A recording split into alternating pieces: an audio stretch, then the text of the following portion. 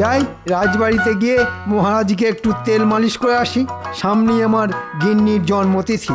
রাজকোষ থেকে কয়েকটা মোহর হাতাতে পারলে গিন্নিকে একটা সোনার কানের দুল গড়িয়ে দেব। গিন্নিও খুশি হবে আর আমার ট্যাঁক থেকে মোহরও খসবে না। হ্যাঁ, হা হা হা হা।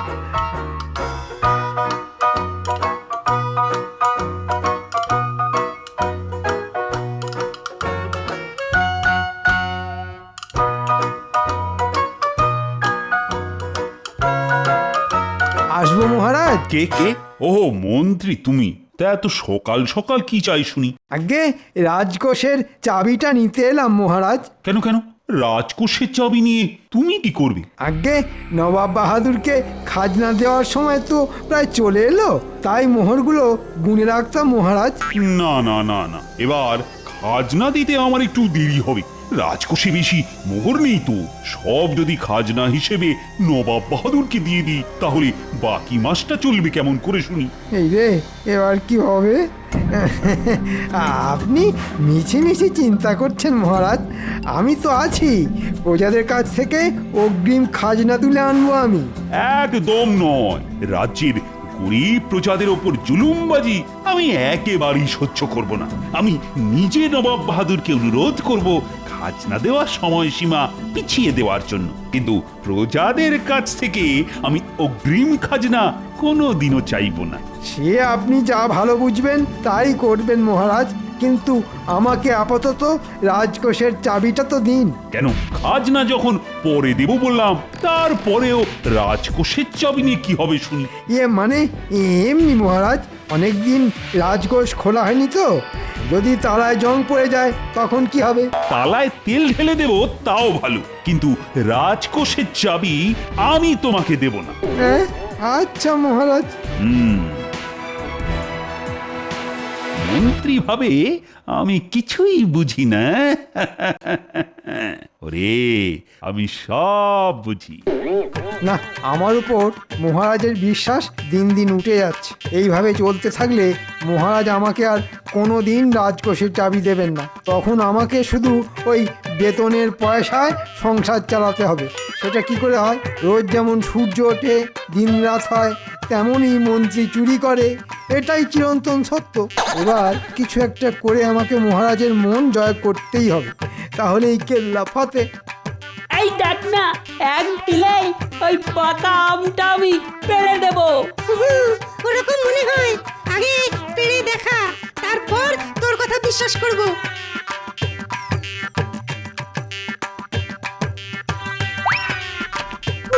বাপরে, বাপরে, ওহ!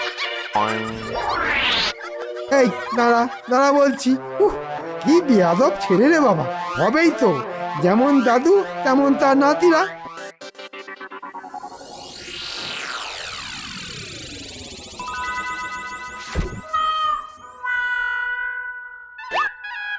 এই তো পেয়েছি। এই পাথরটা মহারাজের কাছে চমৎকারী পাথর বলে চালিয়ে দিতে পারলে কিছু মোহর ট্যাঁকে ঢুকিয়ে নেওয়া যাবে। হ্যাঁ, এটা দিয়েই আমি মহারাজের মন জয় করব। যাই, এখনই একবার রাজবাড়ির দিকে যাই।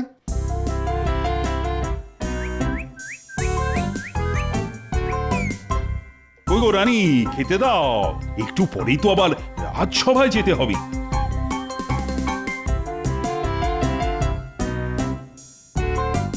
কি আজও ভাত ডাল আর কুমড়োর ঘ্যাঁট? রোজ রোজ মাছ মাংস ডিম খাওয়া উচিত নয়, তাছাড়া আপনার বয়স হচ্ছে। রোজ রোজ এই একই খাবার খেতে আমার মোটেই ভালো লাগে না। ও রানী, রানী গো, আমার যে আজ সকাল থেকেই বড় কচি পাঁঠার মাংস খেতে ইচ্ছে করছে। না না না, একদম নয়। আজ আপনাকে এগুলোই খেতে হবে। নিন নিন, জেদ ছেড়ে তাড়াতাড়ি খেয়ে নিন। এই তো পেয়েছি। মহারাজের আজ সকাল থেকে কচি পাঁঠার মাংস খেতে ইচ্ছে করছে। এই পাথরের গুণে মহারাজ কচি পাঁঠার মাংস পেয়ে গেলে মহারাজ বিশ্বাস করতে বাধ্য হবে এটা চমৎকারী পাথর। এখনই এই পাথরটা মহারাজের হাতে তুলে দেওয়া ঠিক হবে না। যাই, আগে গিয়ে একটা কচি পাঁঠার ব্যবস্থা করি, তারপর রাজসভায় সবার সামনে আমি এই পাথরটা মহারাজকে দেব।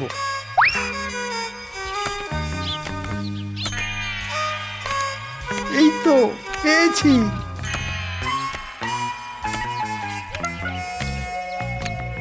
এই যে পুঁটির বাবা, তোমার নামে একটা অভিযোগ আছে। হ্যাঁ, কি অভিযোগ মন্ত্রীমশাই?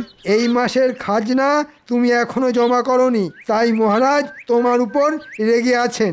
আগে এই মাসে চাষবাস খুব একটা ভালো হয়নি মন্ত্রীমশাই, তাই মানে এসব কথা বলে কোনো লাভ হবে না।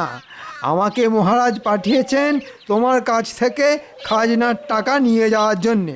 আমাকে আমাকে ক্ষমা করে দিন মন্ত্রীমশাই, আমি গরিব মানুষ। এই মাসে খাজনা দিলে আমাকে আর আমার বাচ্চাদের সারা মাস না খেয়ে থাকতে হবে। আচ্ছা আচ্ছা, একটা উপায় আছে যাতে মহারাজ খুশি হয়ে তোমার খাজনা মুকুব করে দিতে পারেন। কি উপায় মন্ত্রীমশাই? এই কচি পাঁঠাটার মাংস রান্না করে আজই তুমি মহারাজকে নিজে হাতে দিয়ে এসো। কচি পাঁঠার মাংস পেলে মহারাজ খুশি হবেন আর তোমার খাজনাও মুকুব হয়ে যাবে। কিন্তু একটা শর্ত আছে, আমি যে তোমাকে কচি পাঁঠার মাংস রান্না করে মহারাজকে দিয়ে আসতে বলেছি, এটা যেন মহারাজ জানতে না পারেন। মহারাজ জানতে পারবেন না মন্ত্রীমশাই, আপনি নিশ্চিন্তে থাকুন। যাক, কচি পাঁঠার মাংসের ব্যবস্থা তো হয়ে গেল। এবার তাহলে রাজসভার দিকে যান। কি মন্ত্রী আর গোপাল এখনো এসে পৌঁছয়নি দেখছি। আমি এসে গেছি মহারাজ। কি মন্ত্রী, তোমার রাজসভায় আসতে এত দেরি হলো কেন? সে এক অদ্ভুত ঘটনা মহারাজ। আমি রাজসভায় আসবো বলে রাস্তা দিয়ে হেঁটে হেঁটে যাচ্ছিলাম। হঠাৎ রাস্তায় আমার সঙ্গে এক সাধু বাবার দেখা হলো। সাধু বাবা আমাকে এই পাথরটা দিয়ে বললেন, এটা যেন আমি আপনাকে দিয়ে দিই। এটা আবার কি? এটা যেসে পাথর নয় মহারাজ, এটা চমৎকারী পাথর। সাধু বাবা বললেন, এটা হাতে রেখে চোখ বন্ধ করে আপনি যা চাইবেন তাই পাবেন। তাই নাকি? তাহলে তো একবার পরীক্ষা করেই দেখতে হচ্ছে। এই চমৎকারী পাথর, আমার বড় কচি পাঁঠার মাংস খেতে ইচ্ছে করছে। তুমি যদি সত্যি সত্যি চমৎকারী পাথর হয়ে থাকো, তাহলে আমার জন্য কচি পাঁঠার মাংসের ব্যবস্থা করে দাও। মহারাজের জয় হোক, আমি আপনার জন্য সামান্য উপহার এনেছি মহারাজ। মেলাতে গিয়ে গুলিয়ে যাচ্ছে আমার সব ছন্দ। মহারাজ, আমার নাকে আসছে কচি পাঁঠার মাংসের গন্ধ। সত্যি তো, সভাকবি একদম ঠিক বলেছে। তুমি আমার জন্য কি উপহার নিয়ে এসেছো শুনি? আগে কচি পাঁঠার মাংস রান্না করে নিয়ে এসেছি মহারাজ। দেখেছেন মহারাজ, বলেছিলাম না? হ্যাঁ, জয় চমৎকারী পাথরের জয়। জয় চমৎকারী পাথরের জয়। আজ রাজসভায় গিয়ে মহারাজের কাছ থেকে 7 দিনের ছুটি চেয়ে নেব। মহারাজ যদি ছুটি দিতে না চান, তাহলে মহারাজের পা ধরে লুটিয়ে পড়ে হাত জড়ো করে যে করেই হোক 7 দিনের ছুটি আমি আদায় করেই ছাড়ব। কি ব্যাপার ভাই, তুমি এই 7 সকালে রাজবাড়িতে কি করতে এসেছিলে শুনি? মহারাজের জন্য কচি পাঁঠার মাংস রান্না করছিলাম গোপাল দাদা, সেটা দিতেই এসেছিলাম। কচি পাঁঠার মাংস?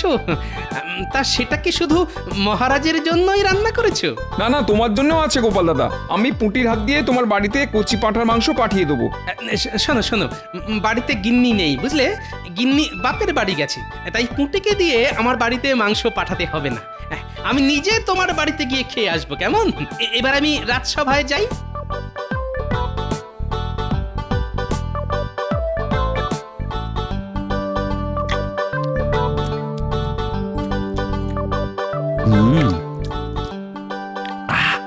প্রাণটা একেবারে জুড়িয়ে গেল। সব হয়েছে এই চমৎকারী পাথরের জন্য। কি হয়েছে মহারাজ? আরে গোপাল যে, এসো এসো এসো। চমৎকার হয়েছে গোপাল, চমৎকার হয়েছে। এবার গোপালকে পথ থেকে সরাতে পারলেই আমার রাস্তা পরিষ্কার। মহারাজ, গোপালকে এসব বলে লাভ নেই। গোপাল কিছুই বিশ্বাস করবে না। না না না না, বিশ্বাস তো করতেই হবে। একটু আগেই বিশ্বাস করার মতন একটা কাণ্ড ঘটে গেছে যে। মহারাজ ঠিক বলেছেন গোপাল।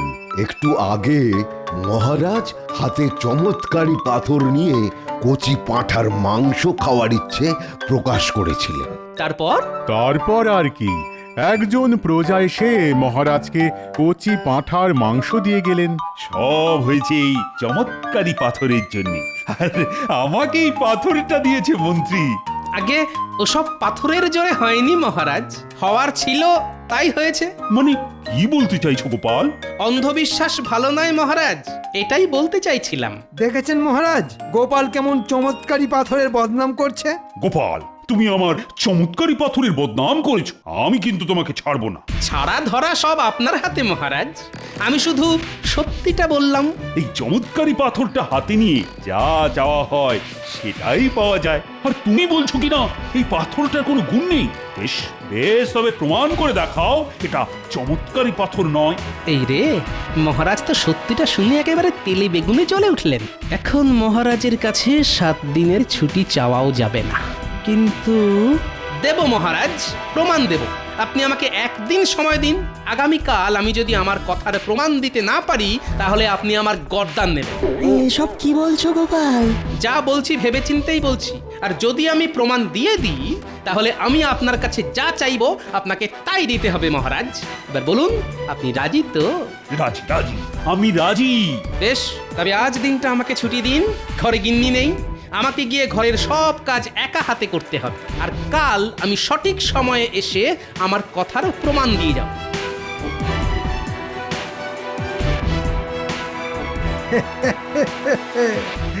গোপাল কিভাবে প্রমাণ দেয় দেখবো শুধু। কাল গোপালের গর্দান যাবেই যাবে। গোপালকে নিয়ে না আর পারা গেল না। ওদিকে আবার নবাব বাহাদুর খাজনা পাওয়ার জন্য হাত পেতে বসে আছে।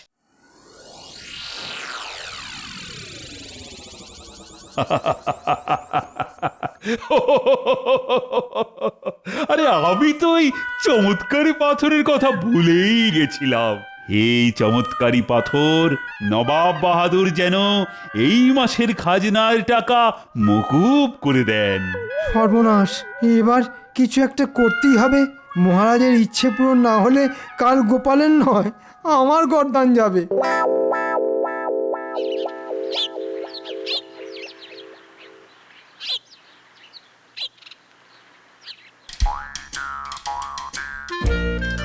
কি হলো জাহাপানা?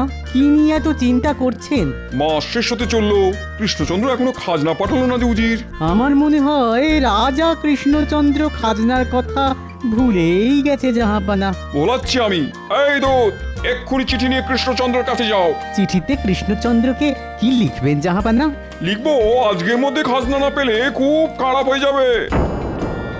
এবার একটা না একটা ব্যবস্থা করতেই হবে। মহারাজ পাথরের কাছে চেয়েছেন নবাব বাহাদুর যেন এই মাসের খাজনা মকুব করে দেন। এটা যদি সত্যি না হয় তাহলে মহারাজের পাথরের ওপর বিশ্বাস উঠে যাবে, আর সেটা আমি কিছুতেই হতে দেব না।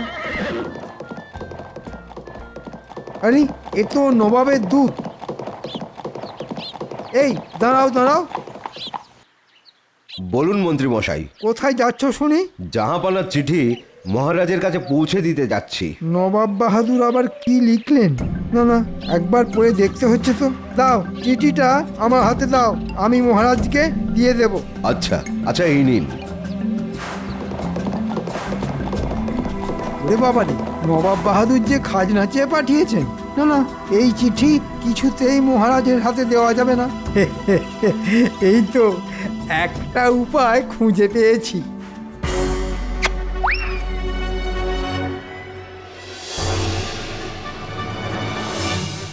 কি মন্ত্রীমশাই নবাব বাহাদুরের চিঠি ছিঁড়ে ফেললেন? কি নবাব বাহাদুর যে আজকের মধ্যেই খাজনা চেয়ে পাঠিয়েছেন? বেটা মন্ত্রীটা নিশ্চয়ই মনে মনে কোনো ফন্দি এঁটেছে। না না, মন্ত্রীকে একটু চোখে চোখে রাখতে হবে দেখছি।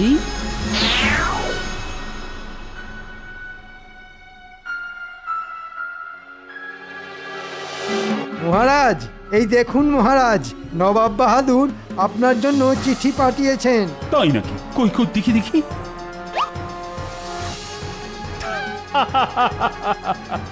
জানতাম, আমি ঠিক জানতাম এরকম কিছু একটা ঘটবে। জয় চমৎকারী পাথরের জয়। নবাব বাহাদুর কি লিখেছেন মহারাজ? নবাব বাহাদুর লিখেছেন এই মাসের খাজনা উনি মকুব করেছেন। নবাব বাহাদুর নয়, এই চিঠিটা আমি লিখেছি।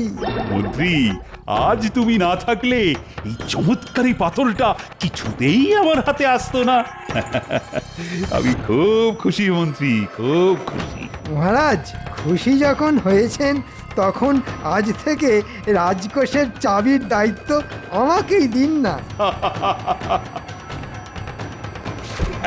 এই নাও মন্ত্রী, এই নাও। আজ থেকে রাজকোষের চাবির দায়িত্ব তোমার। কাল শুধু দেখব গোপাল কিভাবে প্রমাণ করে যে এই পাথরের কোনো গুণ নেই। আর গোপাল প্রমাণ দিতে না পারলে গোপালের গরদান যাবে।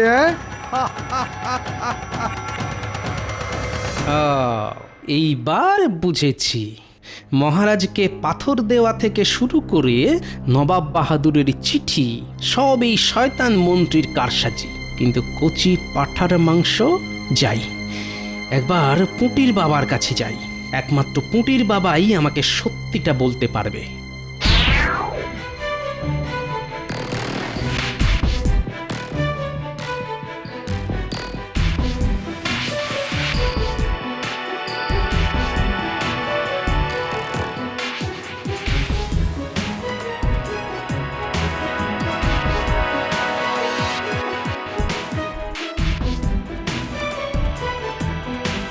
পুটির বাবা বাড়ি আছে নাকি? গোপাল দাদা যে, এসো এসো এসো। আচ্ছা শোনো ভাই, আজকে হঠাৎ তুমি পাঁঠার মাংস কেন রাঁধলে বলো তো? আর বলো না গোপাল দাদা, সব ওই খাজনা মুকুব করার জন্যে। আজ সকালে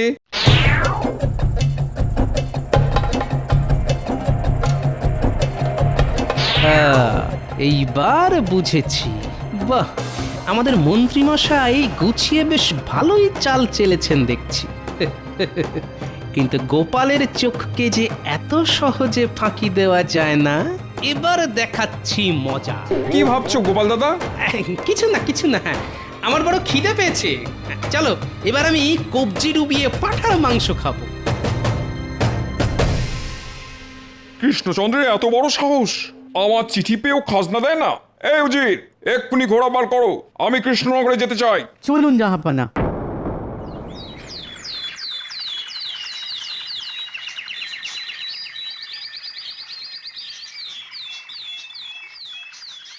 আজ গোপাল যদি নিজের কথা প্রমাণ দিতে না পারে, তাহলে আজই আমি গোপালের কর্তান নেব। ঠিক বলেছেন মহারাজ, গোপালের এত বড় সাহস চমৎকারী পাথরকে অপমান করে। মহারাজ, গোপালকে হাতের কাছে পেলে তবেই তো গর্দান নেবেন। সেনাপতি ঠিক বলেছে, এখনো গোপালের দেখা নেই। গোপাল মনে হয় পালিয়েছে। না না, পালাইনি। ভেবেছিলাম পালিয়ে যাব, কিন্তু এই রাজ্য ছেড়ে অন্য কোথাও যাওয়ার জায়গা যে গোপালের জানা নেই, তাই ফিরে এলাম। ও, তার মানে তুমি বলতে চাইছো গোপাল যে তোমার কথার প্রমাণ তুমি দিতে পারবে না? আগে না মহারাজ, পারবো না, তাই নিজের গর্দানটাই দিতে এলাম। কি আছিস, এক্ষুনি গোপালের গর্দান নেওয়ার ব্যবস্থা কর। আমাকে ক্ষমা করবেন মহারাজ, ওই পাথরটা সত্যি সত্যি চমৎকারী পাথর, আমি বুঝতে ভুল করেছি মহারাজ। তুমি একটু দেরিতে বুঝেছো গোপাল। আর গর্দান নেওয়ার কথা তুমি নিজের মুখেই বলেছিলে। আগে গর্দান নেওয়ার আগে আমার একটা শেষ ইচ্ছে আছে মহারাজ। কি ইচ্ছে? চটপট করে বলে ফেলো শুনি। আমি একটিবার ওই চমৎকারী পাথরটা হাতে নিয়ে দেখতে চাই মহারাজ। যে পাথরের জন্য গোপাল ভাঁড়ের গর্দান যাবে, সেই পাথরটা একবার ছুঁয়ে না দেখলে যে আমার জীবন অসম্পূর্ণ থেকে যাবে মহারাজ। দয়া করে আমাকে ফিরিয়ে দেবেন না। কি আবার এমন? এই না, এই না। হে চমৎকারী পাথর, মহারাজ যেন আমাকে ক্ষমা করে দেন আর আমার গর্দান নেওয়ার কথা ভুলে যান। হে চমৎকারী পাথর, তুমি আমাকে এক্ষুনি কৃষ্ণনগরের রাজা করে দাও, মহারাজকে ফকির করে দাও। এসব কি হচ্ছে শুনি গোপাল? আগে চমৎকারী পাথরের কাছে নিজের ইচ্ছে প্রকাশ করছি মহারাজ। পাথরটা যদি সত্যি চমৎকারী পাথর হয়ে থাকে, তাহলে আমার ইচ্ছে পূরণ হবে। গোপাল, তুমি এখনো এই পাথরটাকে সন্দেহ করছো? আমি তোমার গর্দান নেবই নেব, কিছুতেই ছাড়বো না। কেন মহারাজ? আমি যে আমার কথার প্রমাণ দিয়ে দিলাম। তুমি কি বলতে চাইছো গোপাল? কিছুই বুঝতে পারছি না। এ তো জলের মতন সোজা। আমি পাথরের কাছে নিজের ইচ্ছে প্রকাশ করলাম, আমার ইচ্ছে যদি পূরণ হয় তাহলে আমার গর্দান অক্ষত থাকবে। কিন্তু আমার ইচ্ছে শুনে মহারাজের আমার গর্দান নেওয়ার ইচ্ছে আরো বেড়ে গেল। আমি রাজা হতে চাইলাম, রাজা হলাম না। আপনি যাতে ফকির হয়ে যান সেটাও চাইলাম, কিন্তু আপনি ফকির হলেন না। আর এর থেকেই প্রমাণ হলো পাথরটা আসলে চমৎকারী পাথর নয়। হ্যাঁ, কিন্তু আমার সব ইচ্ছে যে সব সাজানো মহারাজ। মন্ত্রী মশাই পুঁটির বাবার কাছে গিয়ে খাজনার ভয় দেখিয়ে পাঁঠার মাংস রান্না করিয়ে আপনাকে দিয়ে যেতে বলেছিল মহারাজ। আর নবাবের চিঠি। আমি তোমাকে ছাড়বো না কৃষ্ণচন্দ্র। আমার চিঠি পেয়েও তুমি সেটা অগ্রাহ্য করলে, এত বড় সাহস তোমার! সর্বনাশ, এবার কি হবে? সে কি, আপনি তো চিঠিতে লিখেছিলেন আপনি মাসের খাজনা মকুব করেছেন, তাহলে আজ কেন? আগে নবাব বাহাদুর লিখেছিলেন গতকালের মধ্যেই খাজনার টাকা শোধ করে দিতে। আমাদের মন্ত্রী মশাই আসল চিঠিটা ছিঁড়ে নকল চিঠি লিখে আপনাকে দিয়েছেন আপনার ইচ্ছে পূরণ করার জন্য মহারাজ। মন্ত্রী, যা শুনছি সব কি সত্যি? ভুল হয়ে গেছে মহারাজ, আর হবে না। ও, সব ওই মন্ত্রীর কারসাজি। উজির, এক্ষুনি মন্ত্রীকে ধরে 100 চাবুক লাগাও। আমি তোমাকে ছাড়বো না মন্ত্রী, তুমি আমাকে বোকা বানিয়েছো। আজ আজ তোমার একদিন কি আমার একদিন। প্রহরী! ওরে বাবা, ডাঙায় বাঘ আর জলে কুমির। দাঁড়াও বলছি, দাঁড়াও, দাঁড়াও বলছি। গোপাল, গোপাল, আজ তুমি না থাকলে আমি সত্যি সত্যি বিশ্বাস করে নিতাম এটা চমৎকারী পাথর। আমার চোখ খুলে দেওয়ার জন্য ধন্যবাদ গোপাল। বলো বলো বলো, তোমার কি চাই? বেশি কিছু নয় মহারাজ, যতদিন না গিন্নি বাপের বাড়ি থেকে ফিরছেন ততদিন রাজবাড়িতে থাকতে দিলেই হবে, আর সঙ্গে দুবেলা খাবার। বেশ বেশ, তাই হবে তাই হবে। ওরে বাবা রে, আমাকে বাঁচান মহারাজ। ওরে বাবা রে।